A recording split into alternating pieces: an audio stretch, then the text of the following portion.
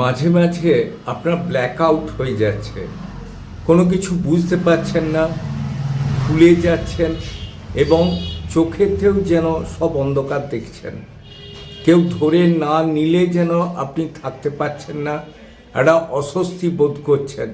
এই সব ক্ষেত্রে যদি হয়ে থাকে, আপনাকে চিন্তা রাখতে হবে যে আপনার বড় শরীর খারাপের দিকে আপনি এগিয়ে যাচ্ছেন।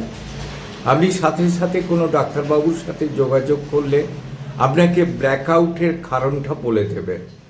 প্রথমে আপনার কারণ হতে পারে, যদি আপনার সোডিয়াম পটাশিয়াম লেভেল কমে যেয়ে থাকে, তাহলে এক্স্যাক্টলি ব্ল্যাকআউট আপনার বারবার হবে এবং পড়ে যাবেন, হাত পা ভাঙার সম্ভাবনা থাকবে।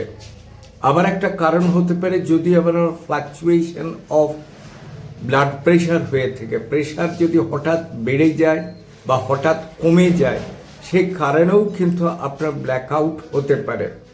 আরেকটা ব্যাপার হতে পারে, যদি আপনার সুগার হঠাৎ অত্যধিক বেড়ে যায় বা কমে যায়, সেক্ষেত্রেও কিন্তু আপনার ব্ল্যাকআউটের সম্ভাবনা থাকে।